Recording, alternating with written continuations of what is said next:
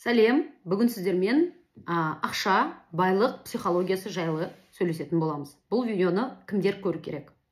Мен табыс тапқым келіп жүр. Бірақта неден бастарымды білмей жатырмын. Қорқып жүрмін. Немесе мен қазір кредитқа батып кеттім. Қалай құтыларымды білмеймін. Мен бір іс бастағым келіп жүр, не тоқтатып жатқанын білмеймін. Өзімнің ісімді тастап басқа бір жұмысты істегім келіп жүр, бірақ қорқыныш үрей бар. Өзіме сенімсізбін. Ақша жайлы, яғни бір проблемаларым бар. Деген сияқты ақша блогым бар. Деген сияқты өздерін осындай сұрақ мазалап жүргендер осы видеоны соңына дейін көріңіздер. Міндетті түрде тіркеліп қойыңыздар. Астында подписаться деген жер бар, соған басыңыздар, лайк басып қойыңыздар. Және қоңырауды басып, яғни менің жаңа видеоларымды көріп отырғыларыңыз келетін болса, қоңыраудың белгісін басып қойыңыздар. Сізге каждый жаңа видео шыққан сайын уведомление келіп тұратын болады. Енді соңына дейін тыңдайық. Мен сіздерге именно психолог ретінде, именно сіздер адамдарға табыс больше табуына, өзінің қалауына жетуіне именно психология жағынан не бөгет жасайтыны жайлы айтамын. Бұл жерде маркетинг жайлы емес, бұл жерде именно психология жайлы болатын болады. Ең бірінші адамға ең бірінші бөгет жасайтын ол өзін өзі құнсыздандыру.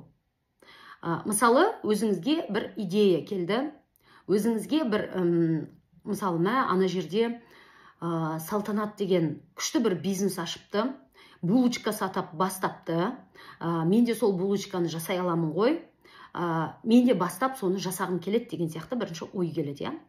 Бірақ автоматты түрде осы ой келген кезде санамызға, біздің түп санамызда көбінесе өзіміз жайлы информациялар жатыр.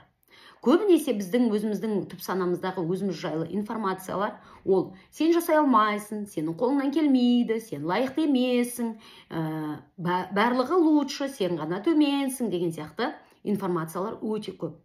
Сондықтан ең бірінші бізге идея келген кезде, біздің бір желаниеміз появляться еткен кезде, сол желанияға рұқсат беріп, рұқсат бермей отыратын біздің түп санамыздағы ойларымыз, негативті ойларымыз бізге бөгет жасай бастайды. Именно осы жерде көбімізде өзімізді құнсыздандыру бар. Яғни, қайда барасың? Сен Салтанат сияқты орысша білесің ба? Оның уже 3 дипломы бар. Сенің 4 балаң бар, а Салтанаттың бір-ақ баласы бар. Ол деген мүмкіндік күйеуі оған көмектесіп отыр, ал саған ондай мүмкіндік жоқ деген сияқты не істейміз? Бірінші біз өзімізді сразу автоматты түрде құнсыздандыра бастаймыз. Яғни бізге бір идея келеді, сол моментте ана идеяны аламыз да жоқ қылып шығарамыз. Сондықтан ең бірінші өздеріңізді құнсыздандыруды доғаруларыңыз керек. Ал құнсыздандыруды доғару үшін түбінде, түп санаңызда өзіңізді құнсыздандырып жатқан қандай информациялар бар, соларды тауып, солармен жұмыс істеу керек. Ол әрине оңай емес, бірақ та это возможно. Яғни психологқа барсаңыздар, психологиялық курстарды өтсеңіздер, жаңағы дұрыс психологиялық курстарды өтсеңіздер, бұны проработка жасауға болады. Яғни түп санамен жұмыс істеу бұл маңызды. Неге біздің өмірімізде, мысалы, көптеген идея, поток идеялар, раздражитель, яғни санаға әртүрлі ойлар, әртүрлі идеялар келеді. Бірақ та соны жасап-жасамауымыздың себебі біздің түп санамызда. Яғни түп санамызда бізде өте көп құнсыздандыру бар болса, сенің қолыңнан келмейді, сен толыққанды емессің, сен олар сияқты емессің деген сияқты информациялар көп болатын болса, а көбісі, кстати, өзінің ойындағы информациясын білмейді. Сондықтан көбісі айтады, неге мен осы көптеген ойлар маған келеді, бірақ та мен соны жасамаймын. Вот, пожалуйста, потому что сіздің түп санаңыз сізге оған рұқсат бермейді. Сондықтан біз не істеуіміз керек? Өзіміздің түп санамен жұмыс істеуіміз керек. Екінші, құрбан рөлінде жүру. Құрбан рөлінің өзі, мысалы, мынандай құрбан бар. Бірінші құрбан болу, например, сен бір подругаңа ақша бердің, бірақ та подругаң сені алдап кетті, жоқ болып кетті. Немесе сен көшеде келе жатырсың, саған КамАЗ су шашып өтті, сен жертвенное состоянияға түстің. То есть біз өмірде бұндай құрбан рөліне түсіп тұруымыз мүмкін, бір жағдайларға байланысты. Ал екінші құрбан рөлі деген, бұл адамның өзінің ішіндегі настолько өзіне осы рөлді беріп қойған.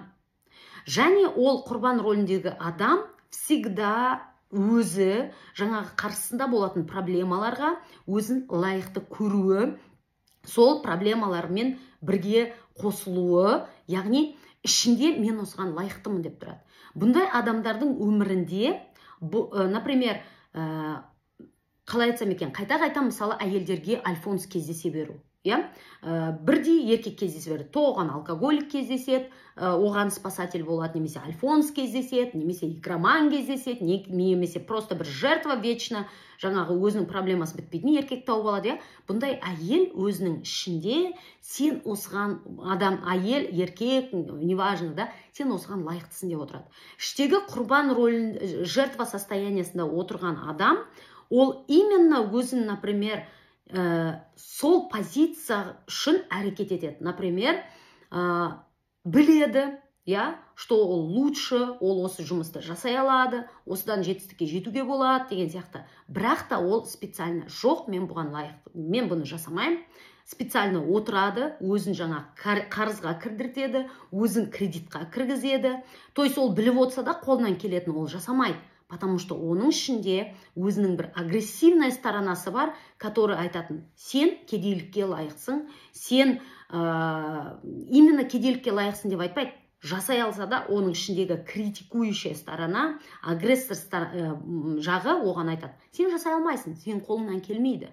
Сен қазір мүмкін жасауың мүмкін, а потом жасай алмай қаласың. Деген сияқты оны артқа қарай шегеріп отырады. Яғни бұл неосознанно, бейсаналы түрде. Яғни сен саналы түрде оны неге жасамаймын, неге мен ештеңке жасамаймын, вроде бы қолымнан келеді, көп затты білем деп отырасың, бірақ та ішінде сол құрбан сені всегда артқа итеріп отырады. Бұл, конечно, балалық шақтан қалыптасқан. Сондықтан айтып тұрғандай, бұл бейсаналы түрде. Бұны санаға шығару керек, бұны табу керек, бұнымен жұмыс істеу керек. А ол каждыйның қолынан, шынында айтқанда, ол каждыйның қолынан келе бермейді. Сондықтан онымен де жұмыс істеуді білу керек. Яғни құрбан рөлінен шығу керек. Мысалы, сіздердің бүгінгі күнде көптерінің кредитта отыруының, мысалы, кредит алдыңыз, бірақ төлей аласыз, нормальный өмір сүріп жатсыз деген сияқты. Это другое дело, да? Кредит, вечно проблеманың ішінде отыратын болсаңыз, сіз осыны өзіңіз воссоздаете.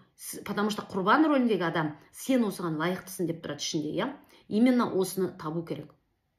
Үшіншісі, ұят сезіммен жұмыс істеу керек. Көп адамдарда ұят сезімі бар. Ұят сезімі көп, 95%, если сіз неуспешный болатын болсаңыз, өзіңіз қалаған жетістіктеріңізге жетпесеңіз, өзіңіздің қалағаныңызды әлі ала алмасаңыз, енді қалаған деген анау шетелде, моренің бойындағы вилла деген сияқты емес, бүгінгі өмірде баланста, стабильностьта өзіңіз қалағандай өмір сүре алмай жатсаңыз, оның артында ұят сезімі өте көп. Бұл ақшаға қалай влияет? Бұл ақшаға, например, мен қазір бір бизнесті бастайтын болсам, егер оны кредит алып жасайтын болсам, ол ертең жүрмей қалса, менің күйеуім маған күледі. Менің енем маған күледі. Менің айналымдағы адамдар, сен осыны жасадың ба, осыма қолыңнан келген деген сияқты күліп бастайды деген сияқты ойдың болуы. Немесе, мысалы, әйелдері бар, бір сетевойға кіреді, одан кейін ана жерде сату керек, команда жинау керек. Ол барып, өзінің осы идеясын біреуге айтуға не то что қорқады, а именно ұят сезімі бар. Қазір мені сектант деп айтады, қазір мені анандай деп айтады, қазір маған отказ берсе не істеймін, қазір мен оған барып сұраушы рөлінде болғым келмейді, бір қайыр тілеп тұрған адам сияқты болғым келмейді деген сияқты, Немесе бұндай адамдар, например, сатудан ұялады. Бұл да не ұят сезімі. Ең жаманы, если мен жасап жатқанда получаться етпесе, ең бірінші өзімді өзім ұялтам. Яғни ең бірінші критикующий адам мен өзіммін.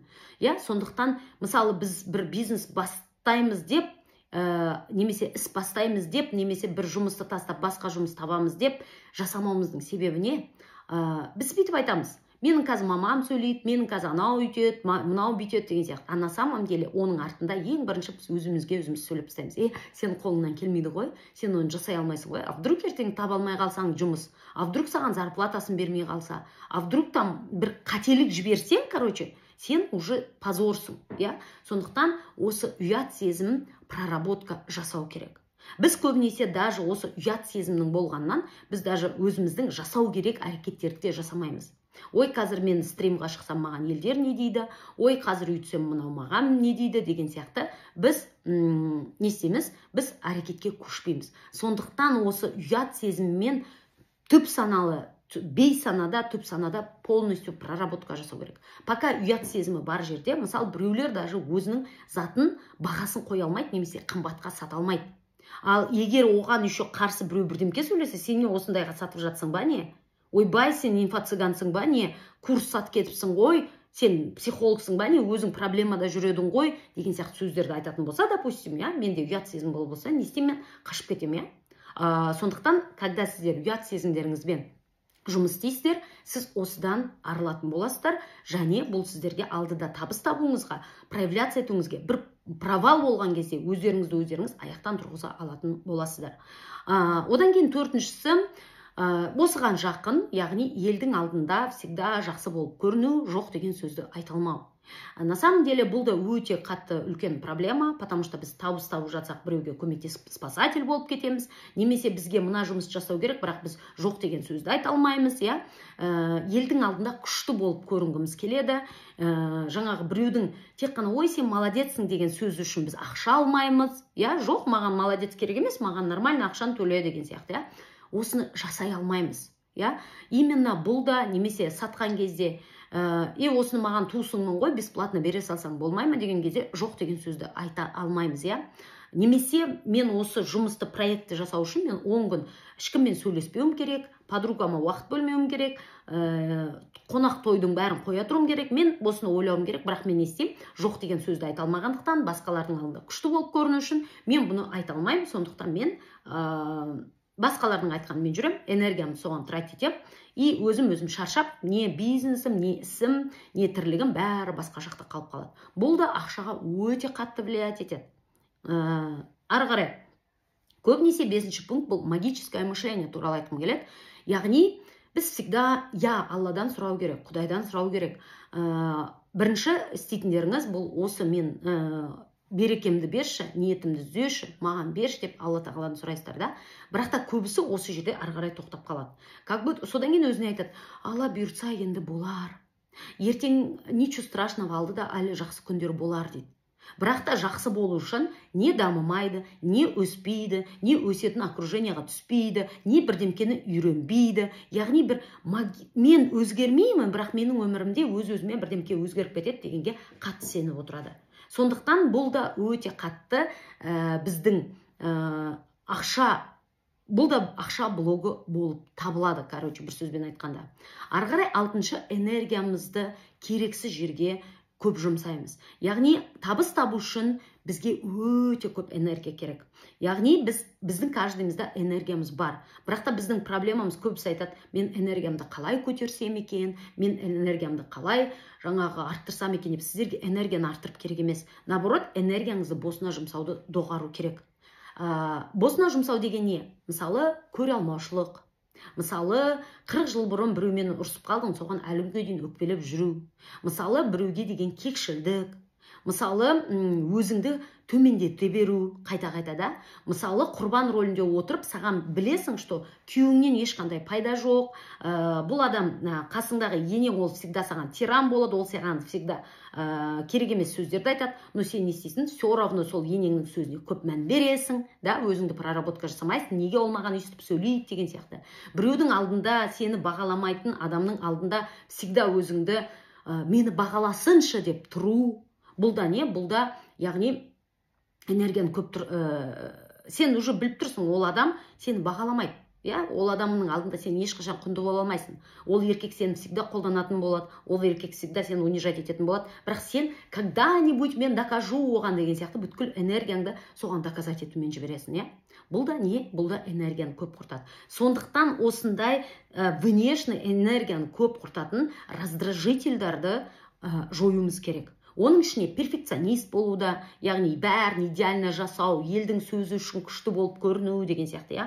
Оның ішінде жаңағы вечно бір өзіңнің үрей қорқынышыңа кіріп кетесің да, соны ойлап, соны құлы болып кету. Оның ішінде жаңағы айтқандай жоқ деген сөзді айта алмау, 4-ші пункттағы, осының бәрі энергияны өте қатты сорады.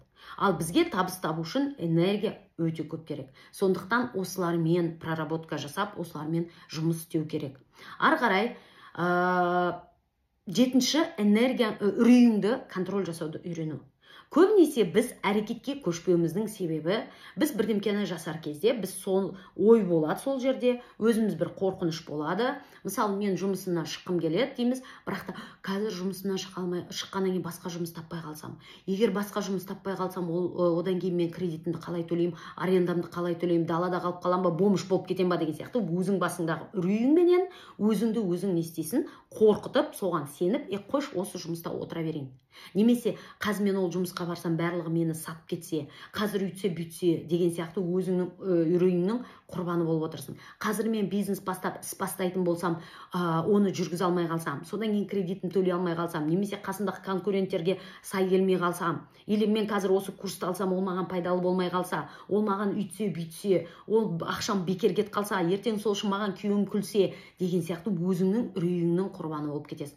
Сондықтан үреймен де жұмыс жасауды үйрену керек. Үреймен жұмыс жасау үшін ең бірінші саналы болуды және үрейіңді көріп үйрену керек. Біз күнделікті, бізге үрей всегда келеді. Біз үрейден тірі жан болғаннан кейін арыла алмаймыз, бірақ оны моментінде тоқтата білу, оны көре білу және соны дұрыс жолмен тоқтата білу, бұл өте маңызды. Біз қорықпа, олай болмайды дегенмен ол тоқтап қалмайды. Сондықтан үрейді дұрыс контроль жасап, үрейді дұрыс тоқтата білу керек. Ары қарай ең бүгінгі күндегі адамдарға жетпейтін табыс табу жетістік жолында бұл өзіңнің фокусыңа контроль жасай алмайсың, өзіңнің вниманияңа, яғни көңіл бөлу дейміз ба, вниманияға контроль жасай алмау. Бүгінгі күнде біз көзімізді ашқан жерде не істейміз? Автоматты түрде телефонға кіреміз, тиктокқа кіреміз, инстаграмға кіреміз, содан отырғаннан отырдық, бір қарадық, 3 сағат уақыт өтіп кетті. 3 сағатта біз спортқа баруымызға болады, 3 сағатта біз үйімізді тазалап тастауымызға болады, 3 сағатта біз бір кітаптың 3-4 бетін ең азында дегенде 3-4 бетін оқып тастауымызға болады. Осының бәрімен айналысуға болады. Бірақ біз не істедік? Вниманиямыз кетті, болды, өз вниманиямызды контроль жасай алмадық. Сондықтан вниманияны контроль жасай білу табыс жолында бұл өте маңызды. Ары қарай 9-шы пункт бұл бізге жел үрлесе, сразу бүйтіп тығыламыз да қаламыз. Басымызды бүйтіп шығарамыз, кішкене жел үрледі ма, сразу не істейміз? Сразу басымызды тығамыз. Бұл пункт туралы мен сіздерден сұрағым келеді, астына комментарийға жазыңыздар. Сіздер осы 9-шы пунктты қалай түсіндіңіздер? Жел үрлесе, қашып кету. Қандай жағдайда сіздер осы әрекетті көп жасайсыздар? 10-шы пункт, кішкентай ғана, нандай ғана нанның бір кішкентай қоқысымен, нанның кішкентай ғана бір бөлшегімен акуланы ұстағымыз келеді. Бұл да сіздерге. Давайте осы екеуін сіздер маған комментарийға жазыңыздаршы. Қалай түсіндіңіздер осы екеуін? Бұл деген не? Мен осы жерде не туралы айтқым келіп тұр? Вот сіздерге толығымен ақшада проблема, ақша табыс жетістікке жетуге психологиялық тұрғыдан бөгет жасайтын ең маңызды онын айттым. Бұдан да көп бар, бұдан да артық тағы да бар. Оны жаңағы алдыда тағы да айтатын болам, немесе менің курсыма келгендер біле алады. Сондықтан не істеуіміз керек? Жаңағы айтқандарымен өзіңізді құнсыздандыру, екінші құрбан рөлінен шығуымыз керек, үшінші ұят сезіммен жұмыс істеуіңіз керек, төртінші магическое мышление дегеннен арылуыңыз керек, яғни энергияңызды құрбан рөлінде болу, басқаларға құртуды доғаруыңыз керек, үрейіңізді контроль жасап үйренуіңіз керек деген сияқты. Енді осылардың бәрімен қалай осымен өздеріңіз жұмыс істеп көріңіздер, басқа психологтарға барып жұмыс істеп көріңіздер. Бірақ та жоқ, мен осыны үйренгім келеді, мен дәл қазіргі уақытта осының бәрін проработка жасағым келеді, мен жайлы екем мынау дейтін болсаңыздар, мен сіздерді өзімнің өз-өзіме терапия курсымда күтемін. Өз-өзіме терапия курсымда 40 аудио сабақ бар. 40 аудио сабақ емес, 40 сабақ. Оның 25-і видео сабақ. Ол жерде ұят сезімі туралы, агрессия туралы, үрей туралы, жалғыздық туралы, үрейді қалай контроль жасау керек. Мысалы, мен сіздерге үрейленбе, қорықпа дегеннен ол жұмыс істемейді. Соны қалай контроль жасау керек? Сонымен қалай жұмыс жасауға болады? Именно үрейді қалай проработка жасау керек болатын техникасы айтылады. Мысалы, көптер айтады, мен ашулана беремін, не істесем болады деген сияқты. Қалай бассам болады? Ашуды басып керек емес. Ашу өте күшті, мықты энергия. Бірақ сол ашуды дұрыс проработка жасай білсеңіздер, ол сіздерге өте қатты пайдалы болады. Табыс жолында, жетістік жолында деген сияқты, өсу жолында, білмеймін, қарым-қатынас жолында өте күшті энергия ашу деген өзгеріс үшін келетін энергия. Мысалы біз қай кезде ашуланамыз? Бірдемкені өзгерткіміз келгенде. Күйеуімізге қай кезде ашуланғанбыз? Бірдемкені өзгертші деген кезде, сен маған внимание бөлші, немесе осылай істеші деген сияқты, Или мысалы енемізге қай кезде ашуланамыз? Маған олай айтпашы, яғни өзгертші өзің ойыңды деген сияқты. Бір ашу деген ол мықты энергия, бірақ соны дұрыс қолдану үшін соны дұрыс проработка жасауды үйрену керек. Одан кейін жақсы адам позициясынан шығу керек. Жоқ деген сөзді айта алмау, вечно елдің алдында идеально болу. Осының барлығын мен сіздерге өзімнің өз-өзіме терапия курсында полностью түсіндіретін боламын. Сондықтан осылардың бәрін проработка жасайсыздар, сіздер уже елдің алдында жоқ деген сөзді айтудан қорықпайтын боласыздар, табыс табудан қорықпайсыздар, өзіңіздің продукцияңызды сатудан қорықпайсыздар, бизнес ашудан қорықпайсыздар, яғни ойбай қазір провал болсам не болады деген сияқты қорқыныш үрейлеріңізді проработка жасайсыздар, сіздер уже әрекет етуден қорықпайтын боласыздар, Сонымен бірге жаңағы өзіңізді толыққанды санайтын боласыздар, ішкі опораларыңыз қалыптасатын болады. Ал кейбір әйелдер, көбінесе әйелдер де еркектер де біз басқа адамдардың сөзінен, ойынан, жігіттен тәуелдіміз, Осыларға бұл сабақ вообще must have, просто пайдалы сабақ. Осы сабақтан кейін сіздер өздеріңіздің тәуелдіктен шығасыздар. Өйткені тәуелдіктегі адамдар, олар өздеріне ішкі опорасы жоқ адамдар. Олар өздерін толыққанды санай алмайтын адамдар. Сондықтан бұл 40 сабақтың ішінде сіздерге даже медитация беріледі 30 минуттық, мен толыққандымын дейтін, ол сіздерге постоянныйға қалады, Соны аласыздар, жасайсыздар, өздеріңізді кәдімгідей толыққанды санап бастайсыздар. Сондықтан самооценкамды қалыптастырғым келеді, ішкі опорамды дұрыстағым келеді, финансы жағынан өзімді жақсартқым келеді, бизнес ашқым келіп жүр, ісімді ауыстырғым келіп жүр, басқа жаққа көшкім келеді, өмірімді өзгерткім келеді. Мына күйеумен тұрғым келе ме, тұрғым келмей ме, осыны шешкім келеді. Ата-анаммен сепарацияны қалай шешсем болады деген сияқты әртүрлі запростарыңызға осы сабақтан кәдімгідей жауап табасыздар, және сіздерде кәдімгідей өзгеріс болады. Бұл сабақтар анандай жұлдызбен, аймен, энергия қосылғанда деген сияқты айтылмаған. Бұл сабақтар қарапайым тілмен айтылған, қарапайым тілмен жаңағы өте терең терапиялық техникаларды қарапайым тілмен жеткіздім. Сондықтан сіздер декретте отырған ана болыңыздар, немесе білмеймін жұмыс жасап жүріңіздер, немесе мен түкте түсінбеймін, кітаптарды оқып жатырмын, бірақ түсінбеймін дейтін болсаңыздар, бұл сіздерге қарапайым тілмен қазақ тілінде глубинный өздеріңізбен жұмыс істеуге болатын терапиялық техникалары бар сабақтар берілген. Просто аласыздар, қолданасыздар. Сіздерге ол сабақтар как шемішке шаққан сияқты, но в то же время өте қатты пайдалы болатын, трансформация болуға көмектесетін сабақтар. Сондықтан мен сіздерді күтемін. Ол үшін мына астыдағы жаңағы бірінші комментарий, немесе астыда мен ашатын болсаңыздар, жаңағы жазылатын жер бар ғой, сол жерде номерімді, WhatsApp-ымды қойып қойдым. Сол сілтемеге өтіңіздер де курсты алам деп жазыңыздар. Сіздерді күтемін.